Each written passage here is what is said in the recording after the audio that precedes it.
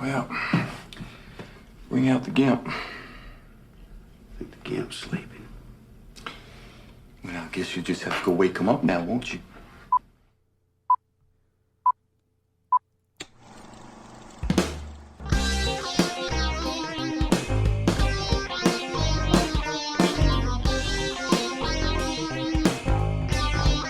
Chris Scalzo here. With Matt Howell. Thank you. This week on the first run, we get the latest from Rian Johnson and Daniel Craig as Benoit Blanc in the latest Netflix whodunit, Wake Up Dead Man. You know, Chris, when I watch these films, I'm now convinced, I'm absolutely 100% convinced that Rian Johnson watched that episode of The Office where they did the murder mystery and Andy Bernard did that same accent that Daniel Craig is doing, that ridiculous, horrible accent, and that's what developed this entire series. Good. Yeah, okay. You know, I have thoughts about that, which we can talk about with the film. And I also want to add too, Matt, I'm going to spend about 2-3 minutes because I mentioned it last week, but I did indeed do it.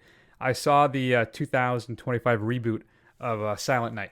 So I was going to share my thoughts on that too once we're done talking about Wake Up Dead Man. So, I guess what Matt would typically ask me is, what is Wake Up Dead Man all about? No, I wouldn't. I would actually say, why don't you play a clip of Wake Up Dead Man? Oh, that's, man, look at you. Hello? Oh, I'm sorry. Are you open? Always. You all right? Yeah. Sorry. There's no Easter Mass. Oh, I'm sorry. You're welcome. Come in. Thank you. Come in. Thank you. I don't want to take you away from your priestly duties now, do I? Well, isn't this something? Right? It's hard to be in here and not feel his presence. Whose? Oh, God. Oh, yeah. Right. Yeah. You're not a Catholic. No, very much not. No. So I actually got to see this in the theater, Matt. They're playing it at what's referred to as the screening room. It's actually named after somebody at Tampa Theater. It's actually still showing there right now. I don't know if it'll still be this weekend when the show drops, but still, I was very lucky to get the full cinematic experience of Wake Up Dead Man. Unfortunately, I think, Matt, you had to wait for the Netflix premiere, right? I did, where it's meant to be seen. I don't know if I appreciate that or agree with that. So as Matt so aptly corrected me, what is Wake Up Dead Man all about? Well, we have Judd Duplessis, who's a former boxer turned priest. He's set to upstate New York. He's been reassigned to a new church after punching a deacon who had been rude. And he is basically sent to work with Josh Brolin's character, Jefferson Wicks, who is a just scalawag, really just a bad kind of guy. And then he dies. And it looks like the prime suspect is Josh O'Connor's Judd. And who comes riding to the rescue, of course, but everybody's favorite Southern detective, Benoit Blanc, Daniel Craig. The third film in the Knives Out series. I think they were only contracted for these two. But for me, Matt, from my take, I could see these forever. You want to give one of these to me every 2-3 years, I would be happy until the day I die. I've enjoyed every one of these films. This one is no different. But I don't know, Matt, how did Wake Up Dead Man work out for you? Or do you have another question for me? No, I mean, I don't have another question for you. I mean, I guess, you know, in the opener there, I was insinuating that Daniel Craig had been watching Ed Helms in that episode of the Murder Mystery Office episode, and you said you had some thoughts about that, so I'm kind of curious now. I don't know if I can talk about the film until I hear what your thoughts are around that. It's nothing drastic. I think what it is for me, though, is I think this is the most reserved Craig's Blanc has been so far with the accent. In fact, there are times I think it just flat disappears. And I was disappointed. I think he kept it at about, a 7 in the first film. The second film, he's at an 11. I mean, he is just leaning into that, I don't know what, Louisiana Southern, I don't know, accent that he's doing. In this one, he's at about like a 3. And I was kind of just disappointed by that. Now, I didn't anticipate him going up to like a 15 and him being basically unable to be understood when he talks. But though there is a thing, did you see what Netflix and their crappy subtitling? There's a scene where he says that's a particular bad habit. And they interpreted that as a particular belly rub. Nice. In the subtitles. I'm not quite sure it's why. It's probably AI. So. They probably just fed it through, sure. through like, some AI engine, and that's what it came up with. Yeah. So that's my issue with the accent, is I'm actually a little disappointed by how reserved Craig is this time out. And I also say, too, Matt, for me, though I know he shows up after about 20 minutes, it feels oddly... His presence isn't as dynamic and as big in this film as it was in the first two. Am I imagining that? What are your thoughts about that? Yeah, he does seem a little more subdued. He's not the kind of larger-than-life character who comes in like a dandy or a fop that kind of to distract people, right? And he's... Oscar Wilde, the deprived. Exactly. Yeah. He's just, I don't know if it's supposed to be because of the fact that it's dealing with a religion and faith and all that kind of stuff. So maybe he's toning it down a notch. But yeah, I think you're right. I think he's more reserved. I mean, I enjoy these films enough. I'm not a huge fan of the mystery genre per se, right? Like they're okay. Like I don't love them. I don't like sussing out the whodunit, although, you can usually figure out the broad beats, pretty easily. But overall, I have fun with these films. I think this one may be a little long. 2.5 hours is a little long for a mystery. They probably could have cut a few of the side plots, but really, for me, these all kind of hang together on whether the solve at the end of these things actually makes any sense. So, Chris, do you think the solve makes any sense at the end of this? You're still on mute.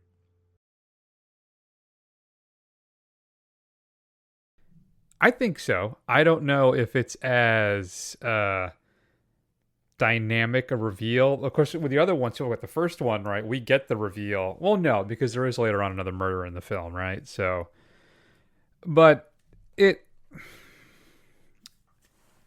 I think so. What I was really impressed with this film, what impressed upon me in this film when I was watching it, is that, like we said, it's not as dynamic a viewing experience as the first two films are. For me, it's like The World's End. Right, so we have Edgar Wright's first couple of films, Shaun of the Dead, Hot Fuzz, just rambunctious, kind of, tons of fun movies. And The World's End, I think, is like up to that point was his most technically proficient and best film as a filmmaker. Though it didn't have the raw kinetic energy, which I think is a phrase now I've used like every week for 3 weeks now, so I got to drop it. But that those first two films had. And I feel the same way here. I feel like this time Johnson's focused on telling a deeper story. He's more focused on his characters and the larger themes that encompass them outside of just what the mystery is. So the suspense mystery solve part of it isn't as engaging for me as the interpersonal relationships and even the greater themes that he's tackling, like people's pursuit of faith and what it means to them. And all the little people have their own little storylines and their own little attitudes or convictions for what they're doing, why they may be involved, why they are involved. All these little things I think is interesting. I think it's the most technically proficient film out of all three of them. It's not as sparkly, but for me, I found it to be the most engaging and compelling. Yeah. What's funny though is I enjoy these films, but I've noticed that, and I don't know if this is a failing of me, like I'm starting to go. But if you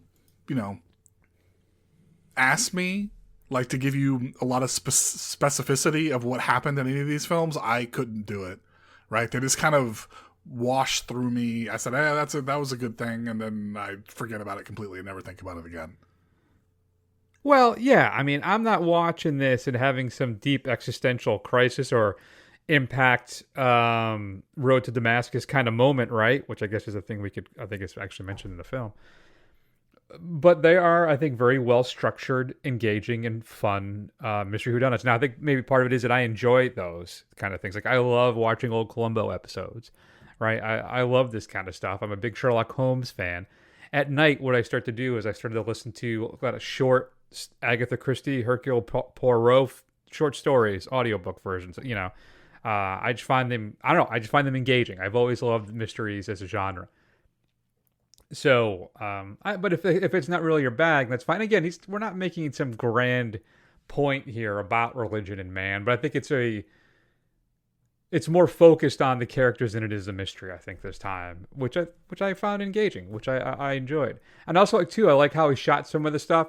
There's a particularly great scene when Benoit shows up at the church, perhaps we just heard the beginning of it, and we go back and forth between him and Judd, and how the light shifts in the stained glass windows behind them.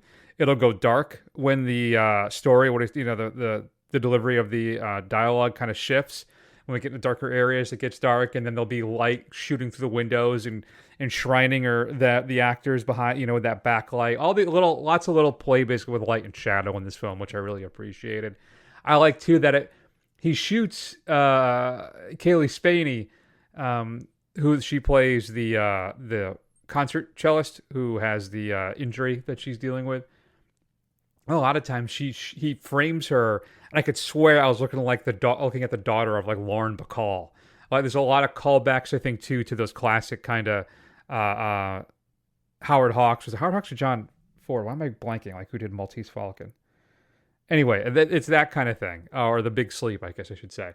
So, yeah, I loved all those little touches. So it has a lot of that stuff kind of seeded throughout it.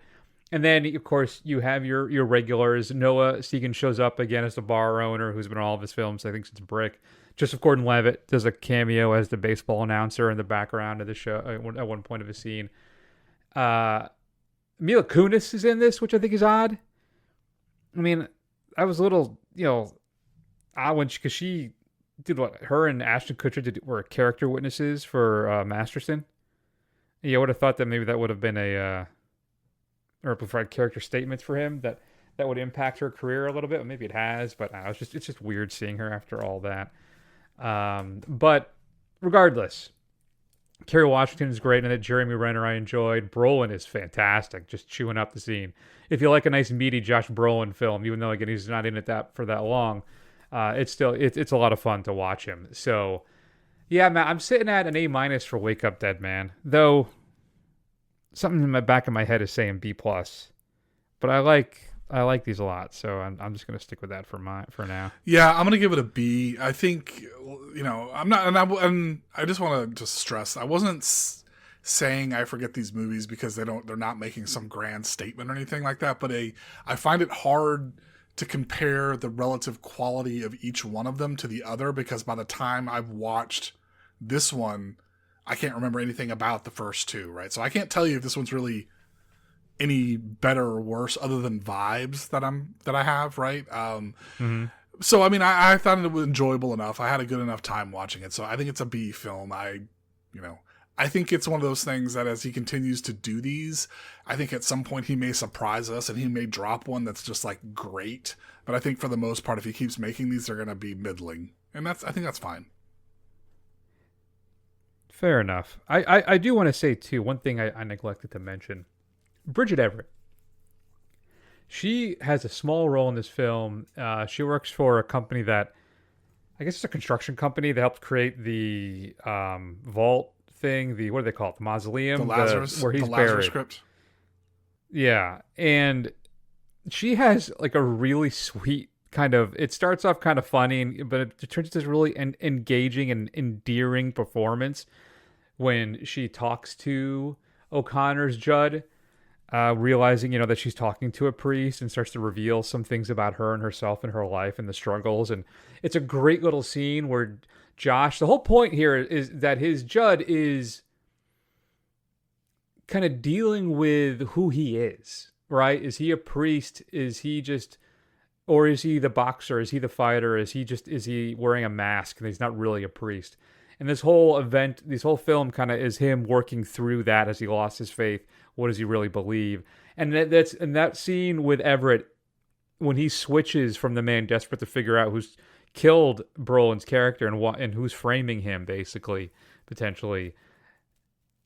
There's a spark in a moment where he recaptures his faith as well and realizes kind of this is where he's supposed to be. And it's really a sweet, beautiful moment between the two of them. So I think that's what I'm talking about, why I felt this film is deeper than just your traditional whodunit.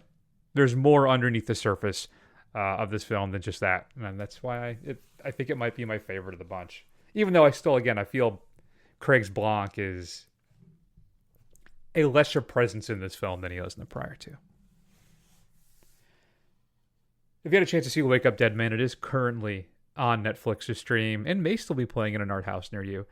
We'd love to hear your thoughts. Shoot us an email at feedback@thefirstrun.com.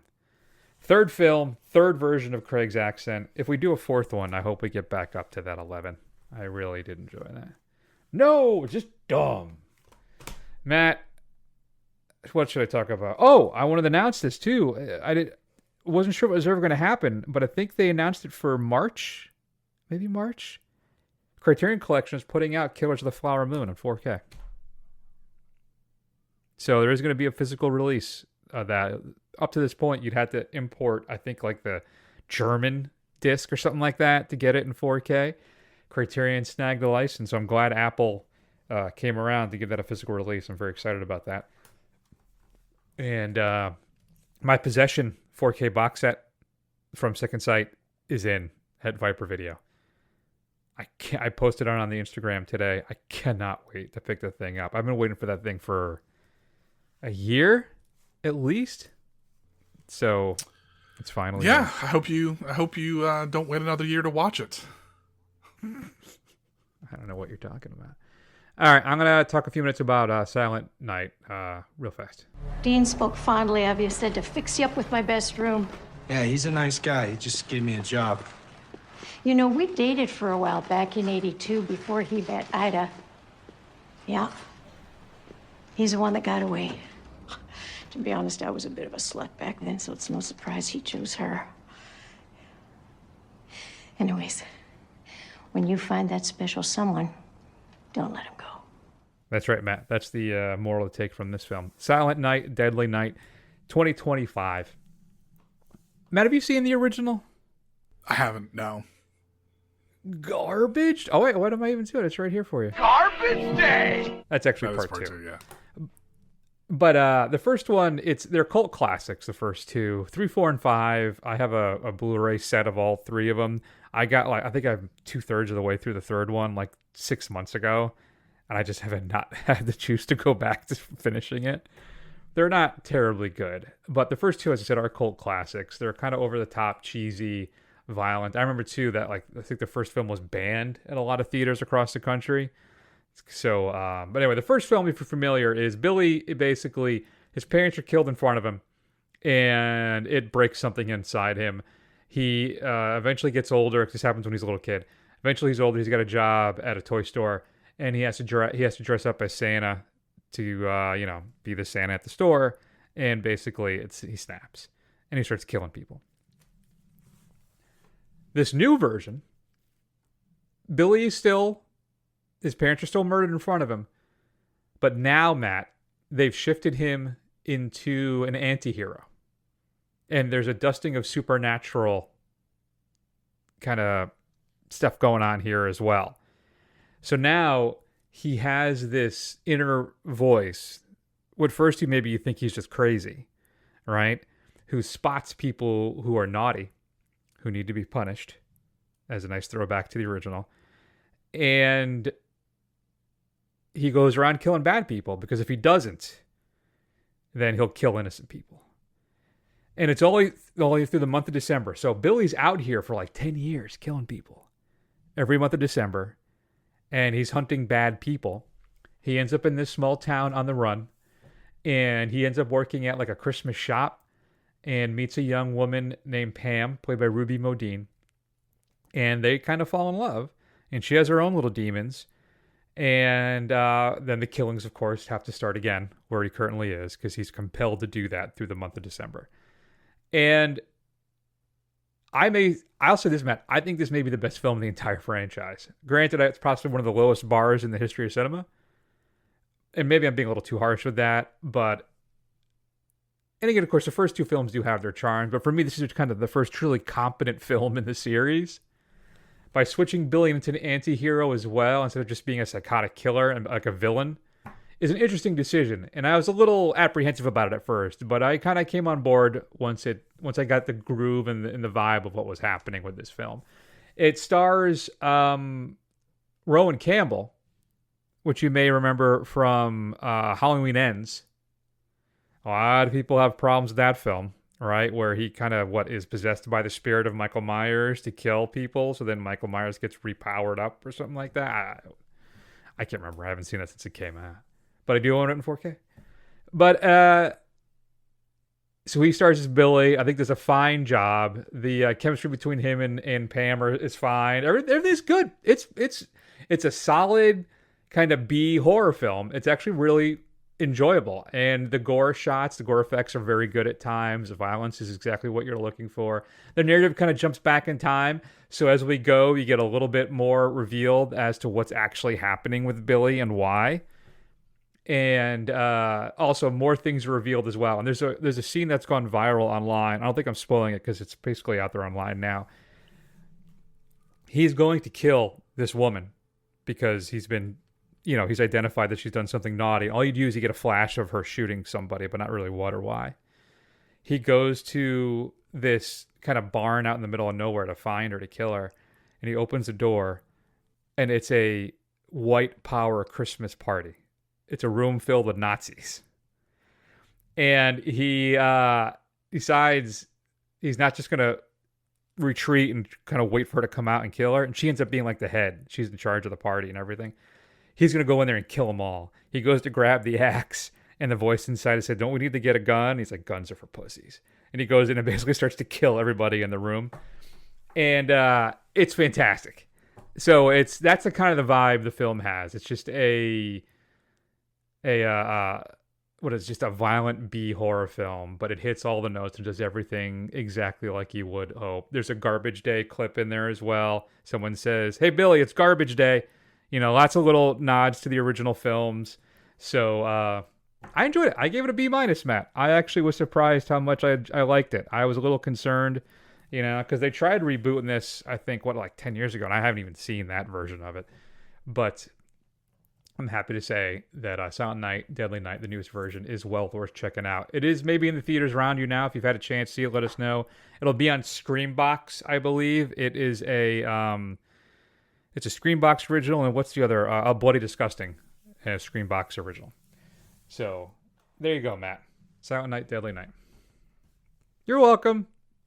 I've been watching the Black Christmases, too. I watched the first one, and I watched the one from 2006. Is it 2006?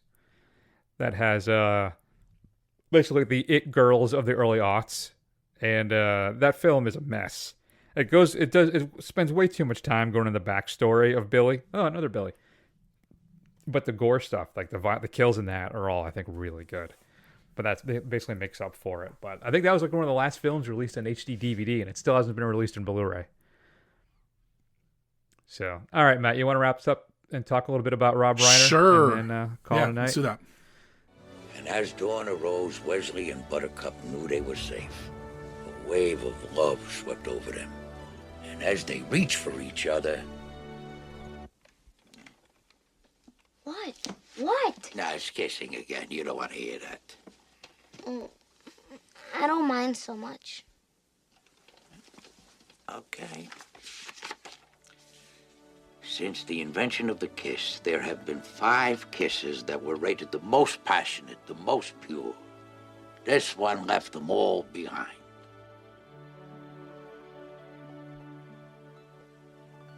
The end. Now I think you ought to go to sleep.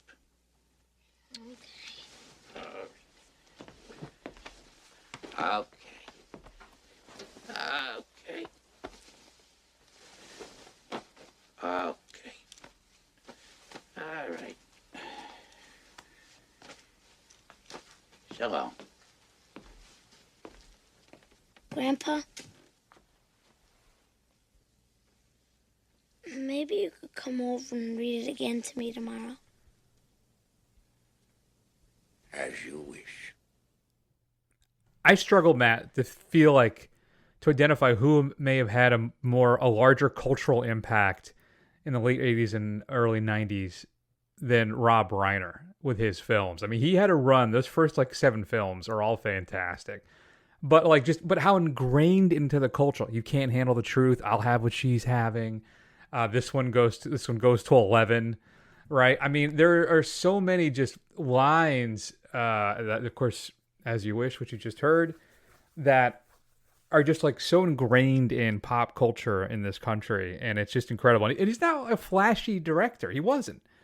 Right? He didn't have what you would call a visual style. He's not a Tarantino type. He's not a Hitchcock. He's not someone that when you watch his movies, you are instantly able to identify, oh yeah, that's a Reiner film. But in a way, at this point, I guess even you could. He just a lot of just basic traditional shot selections, but he knew how to shoot a film, and it was never showy. He never got in the way of his actors. He just would assemble a fantastic working experience and then provide you an engaging, really good film. And he had a run in that late 80s, early 90s that is just, when it comes to pure cinema, for just everybody to see, rewarding, entertaining, just top-notch stuff. I mean, I think The Princess Bride, I think, may be a perfect film. Yeah, I mean, I was looking back through his IMDb page, and I was like, I haven't seen a lot of these until I started getting to the early 90s, late 80s stuff. But once you kind of get there, every single one of them, as Chris said, is a kind of a cultural touchstone moment between, the ones that he's already mentioned, and The Princess Bride, and Spinal Tap, and When Harry Met Sally. But then you kind of forget that, okay, he did Stand By Me, he did Misery, he did a lot of memorable films from that time frame. And even though I know his later films, and I know he did a lot of kind of cameo acting and bit parts and things, and he was always fun in those, right? I think that kind of run of his initial part of his career, I think, has kind of solidified him as a director that's going to be remembered. Yeah, I think one of my favorite bits, if not my favorite part, of The Wolf of Wall Street is him playing Belfort's dad. And how put upon he is, when they're office complaining about how much money they're spending out at the restaurants and stuff. Absolutely hilarious scene. When him and Leo are talking about the women that he's been with, just look it up online, another hilarious scene. He is probably my favorite part of that whole damn film. So, and then there's also Castle Rock Entertainment. So he ran this production company, City Slickers, Malice, Shawshank Redemption, Waiting for Guffman, Lone Star. Tons of great films he produced as well that were just as impactful, or at least exceptionally entertaining movies. So, and then also too, you have the activism part, right? He's one of the people, I think, most responsible for the defeat of Prop 8 in California and why there is gay marriage in this country. And he wasn't personally impacted by it, which is one of the things I always really respected by him. I didn't always agree with everything he did or said, but he did it because he knew it was the right thing to do. Right? A lot of people, unfortunately, don't get involved in causes or anything until they're personally impacted, and that's not him. So it's a really sad day and just an all around horrible weekend last weekend. He's, now that he's been murdered, it's a horrible story. We won't recount the details here. I'm sure you've probably already heard about it. The information's online. But we just wanted to celebrate Rob Reiner for a few minutes, Matt. So What do you think? What are you want to do a countdown then of his films, and you want to do like a top 5? Can you pull that off? Or I mean, I think we're gonna have the same films, just maybe in different orders. Because I think once you get past A Few Good Men, it kind of. I have to admit, I don't think I've seen any of those films after that point. So maybe we just do a list for the show, right? I mean, the top 5 for the show. All right. Well, clearly we're going to have Princess Bride, This Is Spinal Tap, Stand By Me. I would throw in A Few Good Men. And then When Harry Met Sally, again, that may be, again, a perfect romantic comedy. Right? And then The American President's pretty good. But I don't think it's outside of that tier. I think your tier is Princess Bride, Spinal Tap, Few Good Men, Stand By Me, When Harry Met Sally. Now, I confess, I have not seen, what is it? The one he did with John Cusack. The Sure Thing. Yeah, I haven't seen it either. But I think we're comfortable, Matt, right then. So what do you think? What kind of order would you put? I mean, Spinal Tap's my number 1, hands down. No questions, no notes. I kind of go back and forth. I would say probably Princess Bride as number 2. Mm-hmm. I'm with that. I'm partial to Stand By Me. I think when I saw it, it made a big impression on me. Then I think I would go Few Good Men than When Harry Met Sally. I think that's fine. I may swap out Harry Met Sally with A Few Good Men. I think A Few Good Men is a little clunky at times. But it's Nicholson and Cruise really kind of put that film over. But also the supporting cast throughout the entire thing is fantastic, though, too. Again, it's a perfectly cast film. Stand By Me, again, possibly the greatest coming-of-age film ever made. I mean, really, to have that many classic films in a row like that is it's impressive. So, but I think I agree with your ranking there as well. I've been meaning to catch up with The Princess Bride for a while now, too. Maybe we'll have to watch it this weekend. It's such a great little film. Man, it's horrible. Absolutely freaking horrible. All right. What are your thoughts on Rob Reiner? We'd love to hear from you. Feedback at thefirstrun.com. Why does everything suck so much all the time? Matt, what's coming up next week on the Well, speaking of things that suck all the time, haha, just kidding, is we're going to watch the latest entry in the Avatar. We're 3 films in. Supposed to be the best one. Supposed to be really they say that every time, so we're 3 films in, right? Yeah. So we've got 2 more after this, theoretically. It's Fire and Ash. And then we're going to see some Avengers Doomsday trailers, apparently. You may have to go for 4 weeks in a row to see those trailers, from what I understand. Have you seen the Supergirl trailer? I have, yes. What do you think of that? I'm not sure. I'm reserving judgment. Yeah, I'm on board with you there. I'd like the end of it, though. What is it? Clark always sees the best in people, and I see the truth. I thought that was a nice line. I mean, you know what? I'm giving James Gunn. I did finally catch up with Peacemaker season 2. I'll give James Gunn the benefit of the doubt on this stuff. So I think he's going to be good. You know what? I think Peacemaker season 2 is better than Superman. You think so? I think so. There's certainly a stronger emotional core in Peacemaker 2 than there is in Superman. I think. Yeah. I mean, I agree with you, but I mean, you also get the whole idea is one, that's not necessarily what you want for your first introduction to Superman in a new universe. And, it's a second season that has 8 hours to breathe kind of thing. So. Yeah. Oh, I finished it. Or Derry Lane. Have you watched that? I have watched Welcome to Derry. What did you think of it? I liked it. I think a lot of, again, the interpersonal stuff with the kids, relationships and all that, and the adults even, there are quite a few kind of eye-rolling moments in the script for that film. Like at one point at the last episode when the Native American woman says, all right, now whatever you do, don't. And then everything kind of goes weird because the tea kicks in. I'm like, come on, how lazy writing are we going to have? But I will say, it's the scariest Pennywise I've seen in any property, anytime they've developed this. And I think the monsters, the horror, the gore stuff, all that stuff is the best out of any of the It stuff I've seen. And that's what kept me coming back every week, because at times it was very unsettling. At times it was even scary. And I loved the horror elements of it. I thought it was very strong for that. Yeah. I agree. Like there's a lot of it I thought I was kind of like, okay, but I think they really nailed the kind of unsettling vibe of Derry, and there were things that were just like nasty. Like after the first episode with what happens at the very end there, that's like, oh, okay, so you're setting the tone of the show here, and that's not where I saw any of that going. And I guess he's got 2 more seasons plotted out, and we're going to keep going back in time. Yeah, that's interesting. All right. Wow. Anything else we can squeeze in here? I'm glad it's your week to edit. No, I think we that's we always do this. We either mess up a lot when it's my week to edit, or it runs really long. And you got both this week. Wow. Yeah. You won't hear it though. That's how good Matt is. You're not going to notice how I was muted for a while. Clips didn't work. Lots of fun stuff. So yeah, enjoy it. Well, don't enjoy it because that's how good Matt is. In the meantime, check us out at thefirstrun.com. You can find an archive of all the old shows, the player. I got to update the report card. I think I'm 2 weeks out, but we're getting to that time of the year. And what else? YouTube, Instagram. Where else am I? Blue Sky.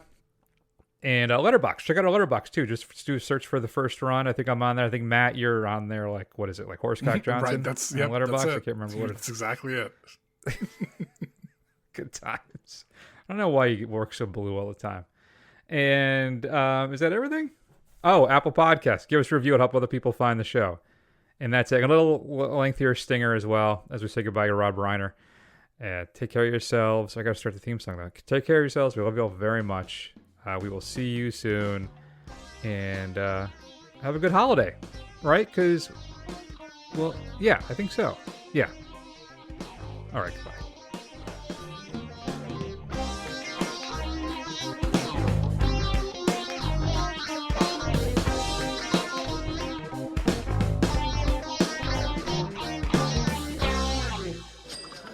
When's the last time you were out there? Jimmy Carter, 1978. Things are a little different now. First, you have to be friends. You have to like each other. Then your neck. This could go on for years. Then you have tests, and then you get to do it with a condom. The good news is you split the check. I don't think I could let a woman pay for dinner. Great. They'll throw a parade in your honor. You'll be Man of the Year in Seattle Magazine. Tiramisu. What is tiramisu? You'll find out. What is it? You'll see. Some woman is going to want me to do it to her, and I'm not going to know what it is. You'll love it.